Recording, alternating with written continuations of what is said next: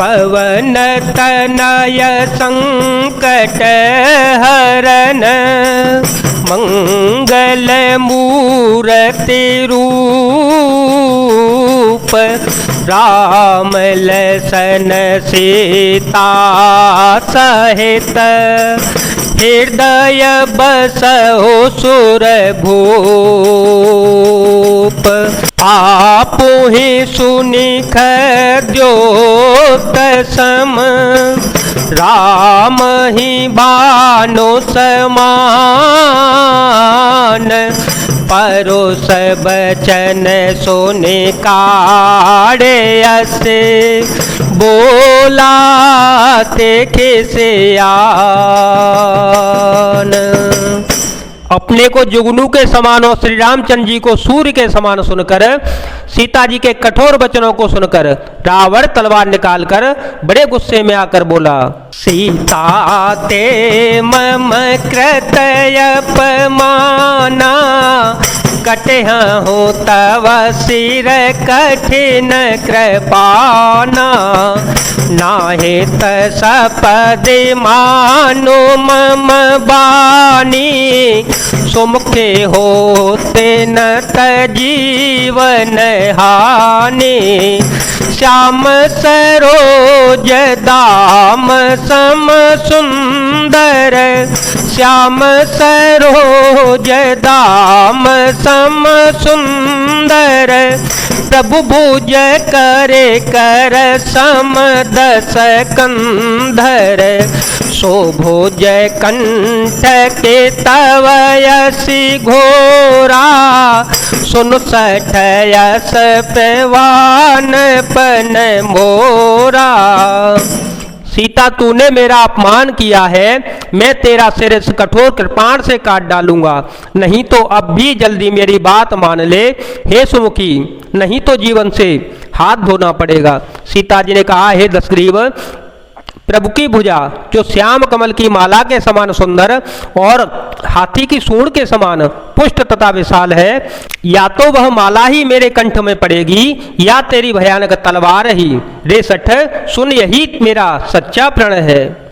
चंद्रहास हरू मम परितापं रघुपते बेरहयनल संजातम शीतल निशित बहसी बर धारा कह सीता हरो मम दुख भारा सुनत बचन पुनि मारन धावा मयत नया कहे नीते बोझावा कहसी सकल निश्चरे बुलाई कहसी सकल निश्चरे बुलाई सीता ही बहो बेदित्रास हो जाए मास देव समहु कान माना तो मैं मार विकारे कृपाना।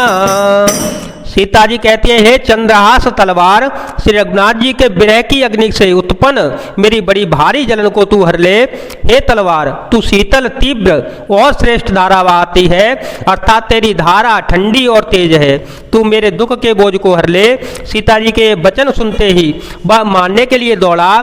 तब मायदानव की पुत्री मंदोदरी ने नीति कहकर उसे समझाया। तब रावण ने सब राक्षसियों को बुलाकर कहा कि जाकर सीता को बहुत प्रकार से भय दिखलाओ। यदि महीने भर में यह कहा न माने तो मैं इसे तलवार निकाल कर मार डालूंगा। भवन गयो दस कंधर यहाँ पिशाच निवृंद सीतहि त्रास देखावहि धरहि रूप बहो मंद। यो कहकर रावण घर चला गया। यहाँ राक्षसियों के समूह बहुत से बुरे रूप धरकर सीता जी को भय दिखलाने लगे। त्रजटा नाम राक्षसी एका, राम चरण रते ने पुन विवेका। सब हो बोली सुनाए से सपना, सीता है से करो हे अपना। सपने बानर लंका जारे, जा तो धान से ना सब मारे। खरयारूढ़ गन दस सीसा, मुंडित सिर खंडित भुज बेसा। उनमें एक त्रिजटा नाम की राक्षसी थी। उसकी श्री रामचंद्र जी के चरणों में प्रीति थी। वह विवेक ज्ञान में निपुण थी। उसने सबको बुलाकर अपना स्वप्न सुनाया और कहा, सीता जी की सेवा करके अपना कल्याण कर लो। स्वप्न में मैंने देखा कि एक बंदर ने लंका जला दी, राक्षसों की सारी सेना को मार डाला।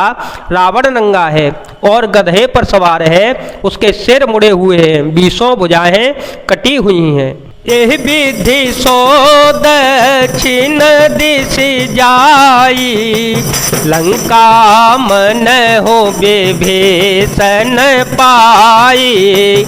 नगर फिरी रघुबीर दोहाई, तब प्रभु सीता बोले पठाई। यह सपना में कहो पुकारे, होए सत्य गए दिन चारे। तासो बचन सुनते सब डरी, जनक सुता के चरण है परे। इस प्रकार से वह दक्षिण यमुनपुरी की ओर गया है। इस प्रकार से वह दक्षिण यमपुरी की ओर दिशा को जा रहा है और मानो लंका विभीषण ने पाई है। नगर में श्री रामचंद्र जी की दुआई फिर गई। तब प्रभु ने सीता जी को बुला भेजा। मैं पुकार कर निश्चय के साथ कहती हूँ, यह स्वप्न कुछ 4 ही दिनों में पूरा होकर सत्य होकर रहेगा। उसके वचन सुनकर वे सब राक्षसियां डर गईं और जानकी जी के चरणों में गिर पड़ी। जहाँ तहाँ गई सकल तव, सीता कर मन सोच। मास दिवस बीते मोहे, मारे निश्चर पोच। तब इसके बाद वे सब जहाँ तहाँ चली गईं। सीता जी मन में सोच करने लगी कि 1 महीना बीत जाने पर नीच राक्षस रावण मुझे मार डालेगा। जय जय सिया राम, जय वीर हनुमान जी महाराज, जय भोलेनाथ, जय दीनानाथ, जय शिव शंकर।